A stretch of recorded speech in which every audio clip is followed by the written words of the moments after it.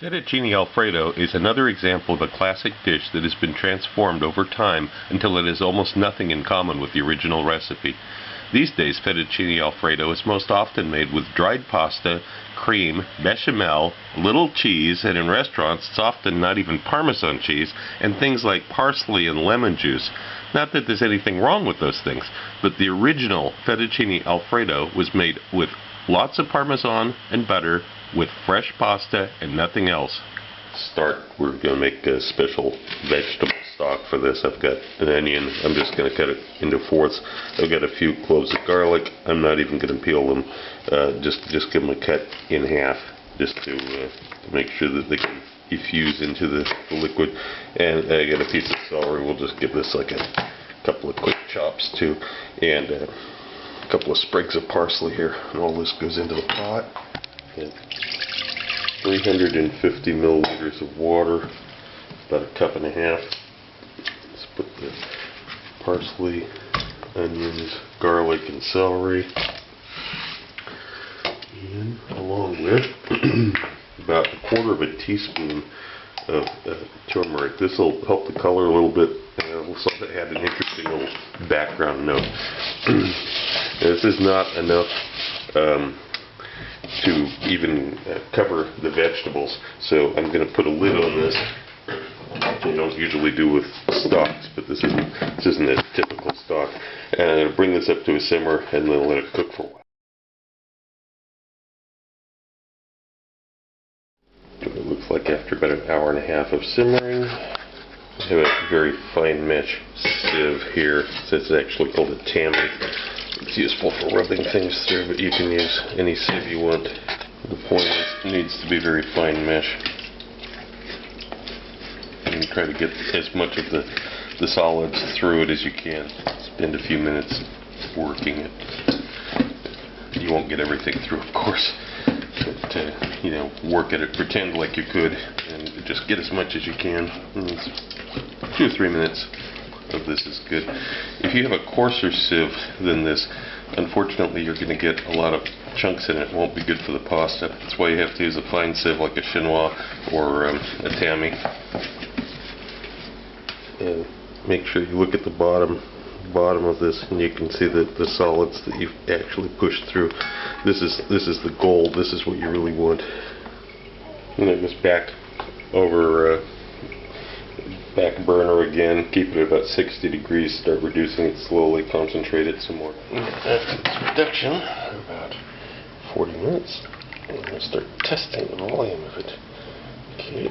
It's at 150 milliliters, that's about right. And when you taste this, it's not especially strong, but remember it has no salt in it at all. And the salt will magnify the flavor a great deal. But we're not going to add salt to this because we're going to be using it in making pasta, and you do not want to add salt to pasta before you add the salt in the water when it cooks, not before.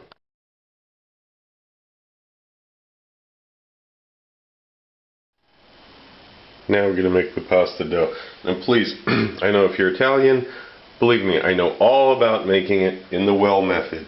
It is a superstition that the results will be any better than this. I have made it both ways many times. The results are absolutely the same. It's just a lot more work to make it with the well method.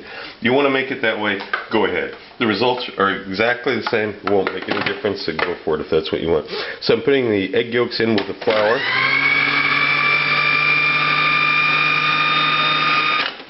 Now, we've got this that I cooled down in the refrigerator. I mix all this in. That was 150 grams of this. And now we're going to pull the dough together.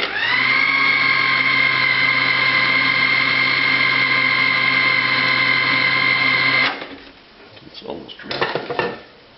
You can feel it, see how it's doing. Quite good, quite good. It comes together quite nicely, so now I'm going to take it out and knead it. Just turned it out on the board. I can actually try to knead it all the way into pasta dough right now, because the dough's not fully hydrated yet. Just want to knead it enough to bring it together the rest of the way. You feel right now you get some dry patches in it you can feel with your hand. Just knead it enough until you get rid of those dry patches till it's fairly smooth on the outside. That's all you need to do at this stage.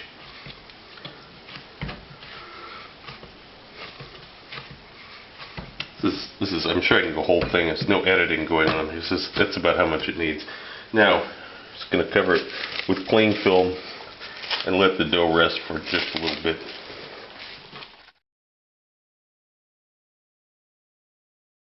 To just use the dough the way it is right now and run it through the machine, you'll get thick, chewy, gummy pasta. It will not be very pleasant. Yeah, it's edible. It won't poison you, but it will not be the beautiful kind of pasta that you want and that you see. You have to go through this ugly process of kneading it for about 10 minutes.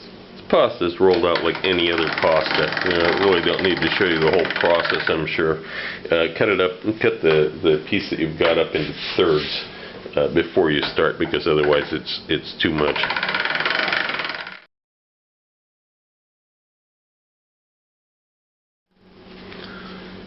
My pasta machine goes up to 9, and I'm taking this, I took this to 7, and now I'm going to cut this into thirds and run it through the cutter.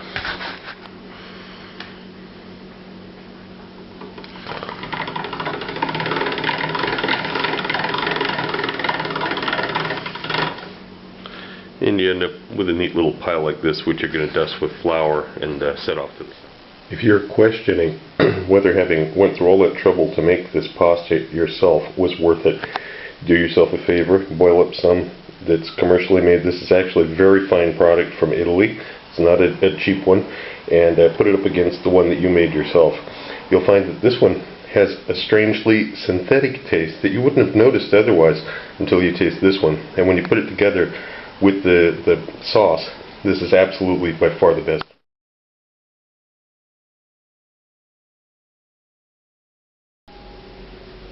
I have the water boiling that I'm going to be using to make the pasta. Salted water, of course. I'm going to boil over this, and I'm going to use it like a double boiler. Got the butter in here. I'm going to melt this. And you see this cheese? This is a lot of cheese. This is why restaurants don't make it this way. Parmesan cheese, Parmigiano Reggiano, is not cheap. Well, of course, really good restaurants do make it this way. You're certainly not getting this at the Olive Garden, that's for damn sure. As this starts to melt, we're going to put all this in. Give it a head start here.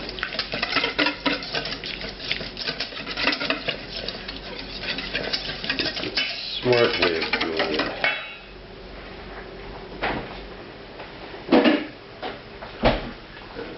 Just for a little insurance, I'm going to add a little tiny bit of cream. It's really not necessary, and it's certainly not traditional. People are used to it these days. They expect that there's a certain amount of cream in it. So, and it can get this well on its way to being melted. Cheese almost melted now. This pasta's not going to take very long to cook. It's fresh pasta. Okay, see this? This is completely liquid. Fine. Now we're going to put the pasta in. We're also going to turn the heat down a little bit.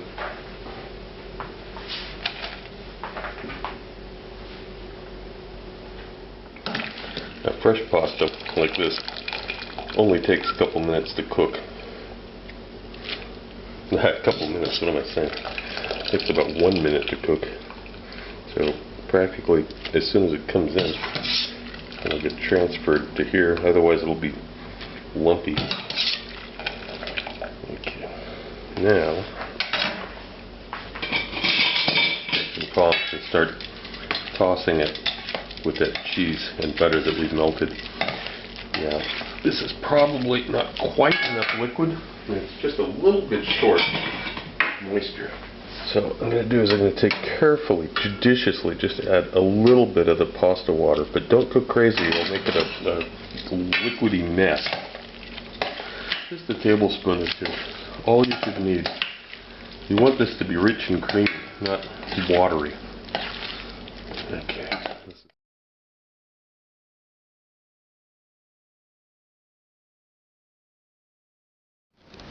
Also look for my cocktail book, Cocktails of the South Pacific and Beyond, Advanced Mixology, available through Amazon online.